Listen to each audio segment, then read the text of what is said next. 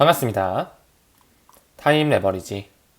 시간을 들여 막대한 수익으로 치환한다. 목요일입니다. 오늘도 힘차게 달리셨으면 좋겠고요. 초심 다지면서 좋은 컨텐츠로 만들어 가보겠습니다. 오늘도 함께 성장해 주심에 대단히 감사드립니다. 천천히 들어가 볼까요? 창펑자오 바이낸스의 전 CEO가 이런 말을 했었죠. 비트코인 부자는 운이 아닌 존버의 결과이다. 창펑자오가 이런 질문을 많이 받았다고 해요. 와, 비트코인 일찍 산 거 진짜 운이 좋으셨네요. 부러워요. 이렇게 질문을 받았을 때 이렇게 답했다고 하네요. 글쎄요, 지금 당신이 느끼는 것은 내가 그 전에 여러 번 겪어야 했던 고통이었다. 이 존버는 결코 쉬운 일이 아니라는 것이겠죠. 우리 XRP 투자함에 있어서 와, XRP를 600원, 700원에 담으셨어요. 와, 진짜 그럼 지금만 해도 벌써 몇 배예요? 운이 정말 좋으셨어요 라고 할 수 있겠지만 오랫동안 투자하신 분들 그동안의 리또속 힘들었던 시간을 정말 오랫동안 버텨왔기 때문에 지금 이런 수익률을 만끽할 수 있는 것이겠죠? 하지만 그렇다고 해서 XRP를 3,000원대, 4,000원대 사셨던 분들은 운이 없는 걸까요? 지금 이 가격 역시 지나고 보면 추억 속의 가격, 돌아가고 싶은 가격이 될 것입니다.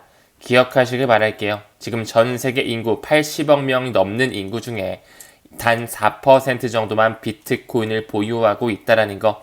XRP와 스텔라 루멘 같은 경우 이보다 더 작은 포션으로 보유하고 있겠죠? 굉장히 초기 시장에 진입했다는 거.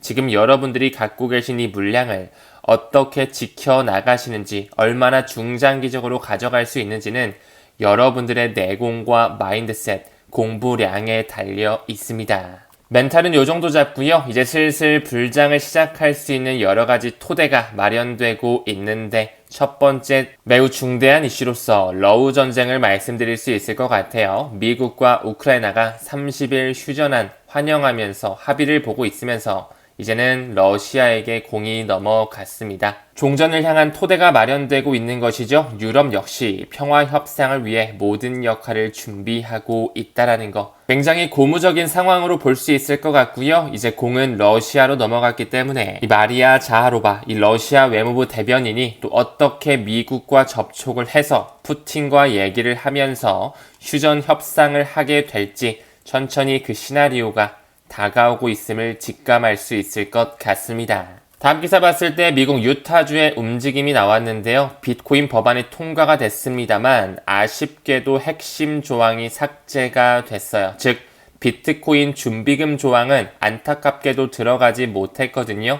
지금 현재 미국 연방정부를 포함해서 51개 주 중에 31개 주에서 비트코인 준비금 법안이 발의가 됐고요. 그중 25개 주에서 심사가 진행 중에 있습니다. 도널드 트럼프는 3월 7일 날 비트코인 전략 비축 행정명령에 서명을 했고 크립토 서밋 또한 백악관에서 열렸었죠. 납세의 부담을 없게 하기 위해서 추가적으로 비트코인을 매집하는 것은 뭔가 좀 멀리하는 듯해 보였지만 데이비드 sak스 크립토 차르 부서를 통해 우리에게 힌트를 주고 있었다라는 거. 미국 재무부와 상무부는 앞으로 비트코인 추가 매입 전략을 수립할 수 있도록 명령을 지시하고 있다라는 거. 앞으로 어떻게 될 수 있을지, 또한 XRP에 대한 에스크로 물량, 그 금융 엘리트들이 충분히 핸들링 할 수 있는 명분을 반드시 만들 수밖에 없다라고 생각합니다. 아무쪼록 굉장히 속도가 빨랐던 유타주에서 비트코인을 좀 먼저 받아들이지 않을까 기대하고 있었는데 이 핵심 조항이 삭제됐다라는 거 조금은 아쉽게도 느껴지고 있습니다. 이 비트코인 준비금 조항을 삭제한 이유를 보니까 아직은 정책 초기 단계이기 때문에 신중한 접근이 필요해 보인다라고 얘기했다라고 하네요. 아직은 디지털 자산을 받아들이는 초기이기에 과도기적 시점이라고 볼 수가 있겠죠. 저는 개인적으로 스테이블 코인 법안이 좀 포문을 열어주지 않을까 생각하고 있습니다. 스테이블 코인 법안 또한 통과가 된다면 서클의 USDC와 리플의 RLUSD가 조금 더 급부상할 수 있는 시나리오가 완전하게 가동된다라는 거, 시간은 우리 편에 있습니다. 그 부분의 일환으로 태국의 SEC죠. 증권거래위원회에서 테더에서 찍어내는 USDT를 공인 암호화폐로 승인하면서 점점 디지털 자산 시장 성장을 가속화시키고 있거든요. 3월 16일부터 완전히 공인 암호화폐로 승인한다라고 하는데요. 사실 태국 같은 경우는 과거부터 디지털 자산과 굉장히 친화적인 국가로 잘 알려져 있는 자리매김해 있는 그런 하나의 국가로서 여러 번 말씀을 드려왔죠. 그 부분의 일환으로 태국의 3대 은행으로 들어가는 SCB 태국 시암은행, 태국 최대의 상업은행으로도 볼 수가 있죠. 과거부터 리플렛 라이선스를 취득하고 있었다라는 거. 리플렛을 활용하게 됐을 때 영국에서 태국으로 자금이체를 하는 것 굉장히 빠르고 비용 효율적으로 돈을 옮길 수 있다라는 것이죠. 이 SCB 태국 시암은행 같은 경우는 리플렛 초기 투자자일 뿐만 아니라 리플렛 공식 홈페이지에 들어가서도 역시나 고객 사례 연구로서 손잡는 것을 확인할 수 있죠. 이 SCB 시암은행은요, 태국에서 가장 오래된 전통적인 은행이며 시가총액 기준으로는 태국에서 가장 큰 은행으로도 잘 알려져 있습니다. 그들이 리플렛을 탑재하면서 국경 간 결제를 송두리째 바꿔가고 있다라는 거 면밀하게 봐주시면 좋을 것 같고요. 이미 태국 시암은행과 리플은 크로스보더 페이먼트를 위해서 리플을 기반으로 한 앱 개발 또한 진행하고 있었다라는 거. 이 앱 개발이라고 하니까 한 가지의 국가, 리플과 굉장히 친화적으로 가고 있는 국가가 좀 떠오르는 것 같은데요. 태국뿐만 아니라 이미 리플과 합작회사까지 가지고 있는 SBI 그룹, 일본의 국가가 떠오르는 것 같습니다. 왜 리플이 일본 SBI의 결제 플랫폼 하나의 어플리케이션이죠. 이 머니탭에 투자를 단행하고 있는지 이 안에도 리플렛이 탑재되어 있습니다.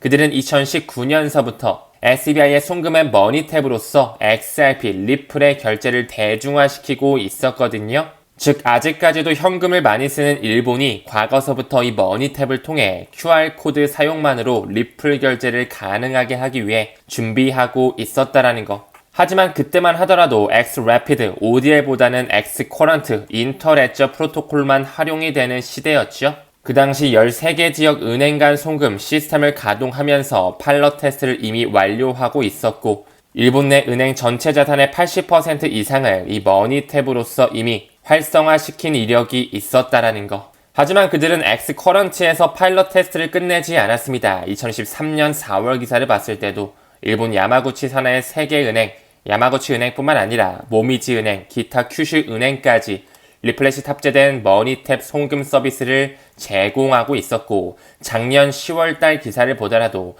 일본의 주요 은행들이 XRP 도입을 추진하면서 리플렛 업그레이드를 기다리고 있었다라는 거. 이제 그들이 일본 엔화를 사용해 XRP를 직접 구매할 수 있는 창구를 뚫어놨죠. SBI 벤처 캐피탈 트레이드를 통해 이미 리플 페이먼트가 진행 중에 있고요. 이 모바일 어플리케이션인 머니탭 역시 지속적으로 연구 개발이 이루어지면서 61개 이상의 일본의 은행에서 국제거래에 사용될 예정이라는 거. 기타오 요시타카가 말한 것처럼 2025년 XRP에 대해서 굉장히 큰 이정표가 될 수 있을 거라고 생각을 하고요. 이미 일본의 모든 은행 중 80% 이상이 리플과 파트너십을 맺어 있고요.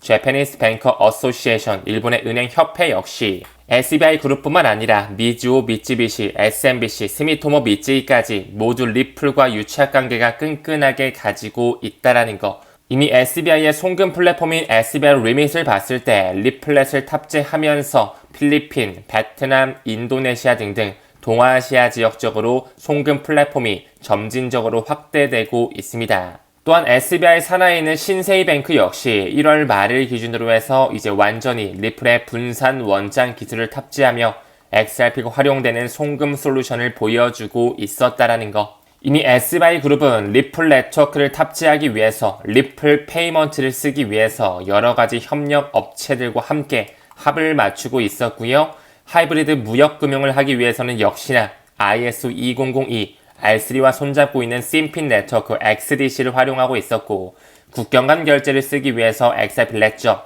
유징 XRP, 브릿지 통화로 리플 XRP를 쓰고 있었으며 여기 B2C2가 무엇일까요?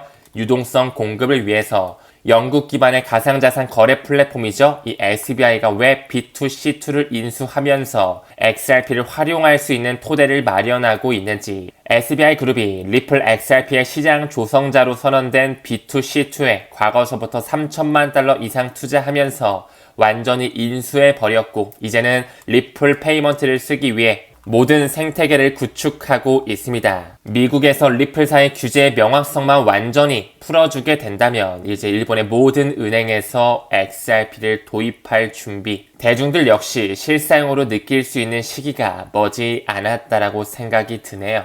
얼마 전 일본에 거주하시는 구독자님께서 연락이 오셨어요. 타임님, 진짜 일본에서 XRP를 쓰고 있는 것 같아요. 과거에는 송금을 할 때 이틀, 3일 정도, 최대 5일 정도 걸렸었는데 이제는 몇 시간 만에, 몇 분 만에 바로바로 이동이 된다고 하네요. 어떤 블록체인, 어떤 디지털 커런시를 통해서 돈이 이동되고 있는지 진가를 아실 수밖에 없는 시기 점점 준비가 되어지고 있습니다. 태국의 최대 상업은행인 태국 시암은행 얘기하다가 갑자기 좀 일본의 머니템 얘기로 빠졌는데요. 이미 태국은요, 리플 솔루션을 활용하면서 월 4억 달러 규모의 P2P 송금 결제를 지원하고 있었다라는 거 작년 4월 기사인데요. 비트코인이 정말 하고자 했던 디지털 캐시 시스템, 이 P2P 가치의 이동을 XRP 레저로 활용하기 위해서 많은 송금 업체들, 자금이체 회사들이 리플과 손잡고 있습니다. 미국에서 스테이블 코인 법안이 완전히 통과가 되고 FIT21 법안이죠. 21세기 금융혁신 법안이 통과가 된다면 리플사에서 찍어내는 RLUSD, 코인베이스에도 상장이 될 수밖에 없고요. 많은 유틸리티의 확장 일어날 수밖에 없는 수순입니다. 지금 현재 스위프트 1일 거래량 약 5조 달러, 굉장히 큰 시장이지만 도매용 CBDC에 이동해서 XRP가 실제로 쓰인다면 XRP의 가격은 사실 $10,000보다도 더 크게 올라갈 수 있는 포텐셜이 있다라는 거. 지금 당장 올라가는 건 당연히 아니겠죠. 이제 막 초기 시장, 규제에 대한 명확성도 아직 받지 못한 상황이고요. 많은 기관의 채택이 있을 수밖에 없으며 올해 11월을 기준으로 스위프트망에 리플렛이 탑재된 ISO 2002 메시징 표준이 완전히 마이그레이션 된다라는 거. 현재 국제결제은행 BIS와 함께 손잡고 있는 국가의 수가 약 58개국 정도 되는데요. 리플 페이먼트를 쓰고 있는 시장의 수, 국가 수는 90개국이 넘어가고 있습니다. 이미 외환결제, 1일 포린 익스체인지 시장의 90% 이상을 차지하고요. 리플 페이먼트로서 지금까지 700억 달러 규모를 처리하고 있다라는 거. 이미 페드나우의 서비스 제공업체를 미루어 보더라도 모두 다 원천 기술을 리플 네트워크를 쓰고 있다. 지금 현재 3,000원대의 가격, 굉장히 저렴한 가격이라고 생각하고 싶고요. 창펑자오가 말한 것처럼 존버는 굉장히 어렵지만 진정성 있게 공부한다면 우리 또한 운이 좋은 사람, 부러움을 살 수 있는 대상이 될 수도 있습니다.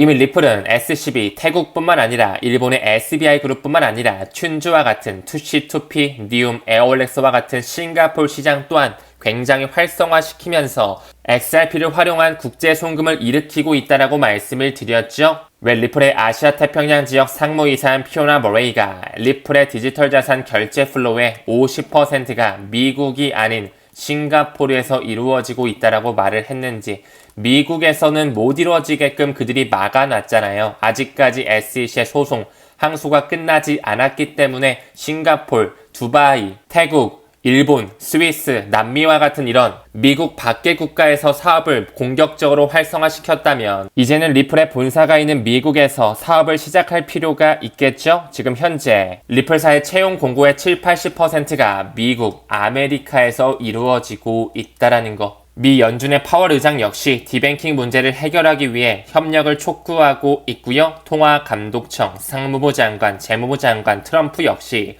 미국을 암호화폐 수도로 만들기 위해서 크립토 서밋까지 진행을 했었다라는 거. 우리는 단기적인 흐름보다는 조정의 일일비하기보다는 조금 더 중장기적인 사이클, XRP에 대한 미래 비전에 투자를 집행해야 될 필요가 있다라고 말씀드리고 싶습니다. 이번 주 일요일 무료 특강 벌써 1000명이 넘는 사람들이 신청을 해주셨고요. 끝까지 살아남을 수밖에 없는 코인, 그리고 폴리곤에 대한 집중 분석 굉장히 좋은 자료들로 만들고 있으니까 많은 관심 부탁드리도록 하겠습니다. 고정 댓글에 단톡방 링크도 남겨둘 테니까요. 어려우신 분들은 이 톡방에 참여해서 대기해 주시면 되겠습니다. 오늘 영상은 여기서 마무리 지을게요. 우리는 모든 면에서 점점 더 좋아지고 있습니다. 감사합니다. 성투합시다.